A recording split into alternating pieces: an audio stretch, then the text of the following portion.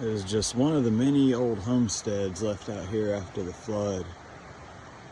Destroyed almost everything out here. There's not too awful many of these left either.